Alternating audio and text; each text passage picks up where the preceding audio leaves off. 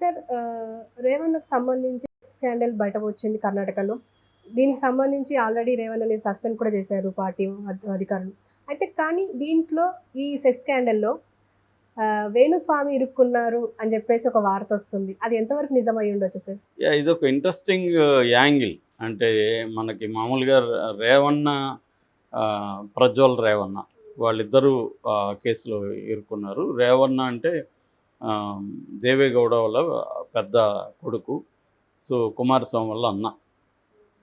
రేవణ్ణకి ప్రజ్వల్ అనే ఒక అబ్బాయి ఉన్నాడు. ఆ అబ్బాయి హాసన్ ఎంపీగా సిట్టింగ్ ఎంపీ.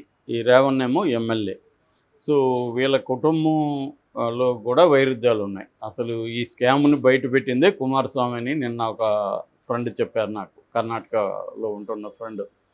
ఎందుకు చెప్పారంటే రేవణ్ణ కుటుంబం ఎదుగుతుంది కాబట్టి దాన్ని తొక్కేయాలని కుమారస్వామి ట్రై చేస్తున్నాడు. అందుకని కుమారస్వామి లీక్ బయటికి తీసుకొచ్చాడు.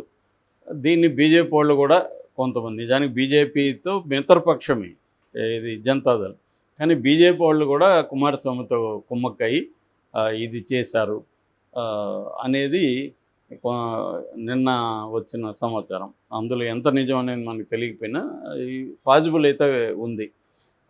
ఎందుకంటే ఆల్రెడీ కూడా డ్రైవర్, వాళ్ళ ఇంట్లో ఉన్న డ్రైవర్ ఇవి బయట పెట్టాడని, ఆ డ్రైవర్ ఫస్ట్ ఇచ్చింది, దీన్ని తీసుకెళ్ళి ఇచ్చింది బీజేపీకి అని, బీజేపీకి ఇస్తే అది కాంగ్రెస్ వాళ్ళ చేతికి ఎలా వెళ్ళింది అనేది ఆ డ్రైవర్ కూడా ఒక వీడియో చేశాడు. సో క్లియర్గా బీజేపీ హ్యాండ్ అయితే దీంట్లో కనిపిస్తుంది. కుమారస్వామి హ్యాండ్ కూడా ఉందని బలంగానే చెప్తున్నారు. అంటే అన్నదమ్ముల రైవలరీలో అన్న ఫ్యామిలీని ఇరికించడం ద్వారా అన్న కొడుకు రాజకీయంగా తనకంటే ముందుకెళ్తున్నారు కాబట్టి వాళ్ళని డౌన్ సైడ్ చేద్దాం అనేది ప్లాన్.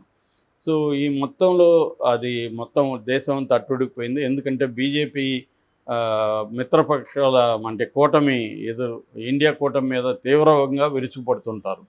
మోడీ కానీ ఇటు. రెండోది, మోడీ మాట్లాడితే తాను ఎంత గొప్పవాడు, తాను ఎంత క్లీను, ప్రతిపక్షాలు ఎంత మురికి డట్టి, ఇవన్నీ మాట్లాడుతుంటాడు.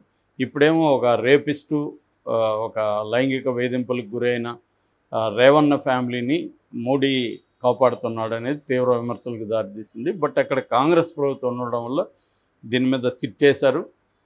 ఆ సిట్టు నిన్న ఈ ఎమ్మెల్యే రేవణ్ణని అరెస్ట్ చేశారు. దేవేగౌడ ఇంట్లో ఉంటే భార్య భవానీ కూడా ఉంది, ఆమె మీద కూడా కేసులు ఉన్నాయి. బట్ రేవణ్ణని అయితే నిన్న అరెస్ట్ చేశారు.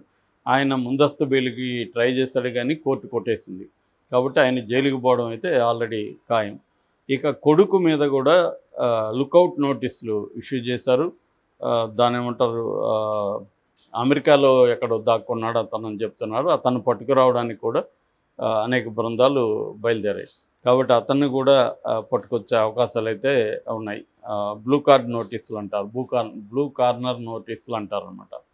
సో ఆ బ్లూ కార్నర్ నోటీసులు కూడా ఇష్యూ చేయమని సిద్ధరామయ్య అని చెప్పాడు.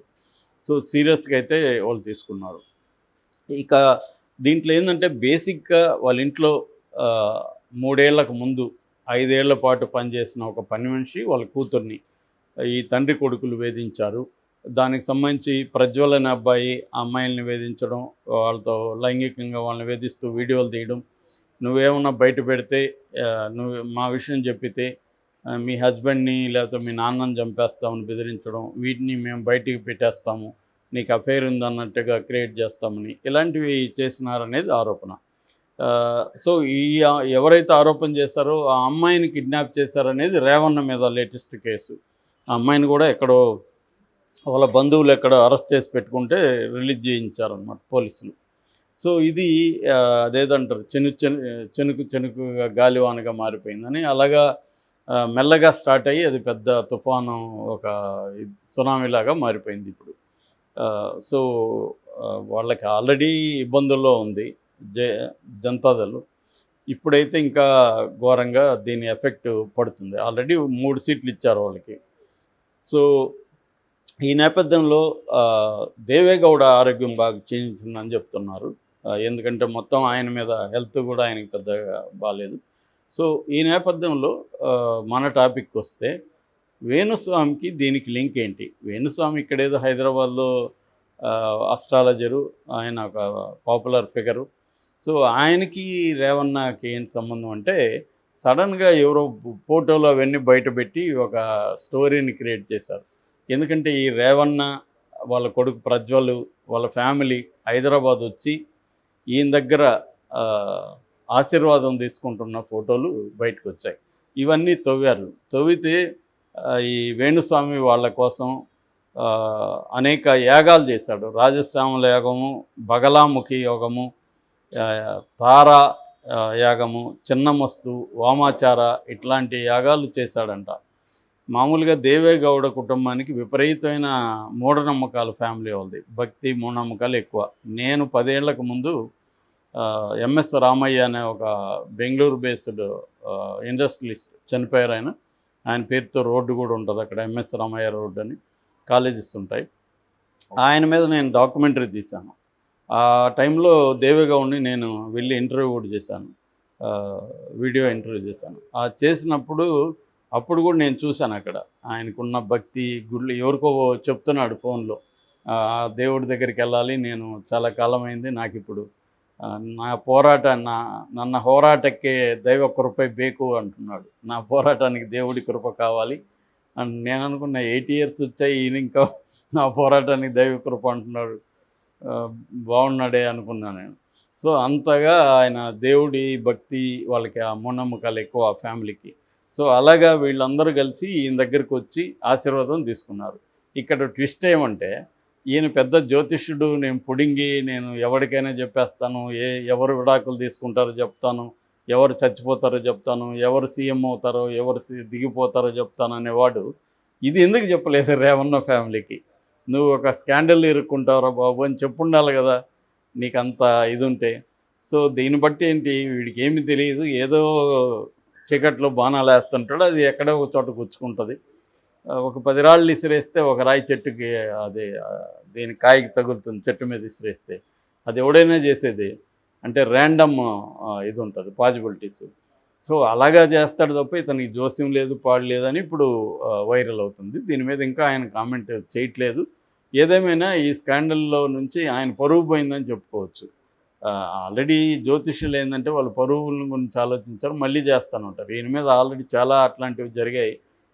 ఫర్ ఎగ్జాంపుల్ మన ప్రభాస్ ఇంకా లైఫ్ క్లోజ్ అని చెప్పాడు, సలార్ పెద్ద హిట్ అయింది కాబట్టి. అట్లాగే కేసీఆర్ గెలుస్తాడు మళ్ళీ అన్నాడు, కేసీఆర్ గెలవలేదు. ఇట్లాంటివి చాలా ఉన్నాయి.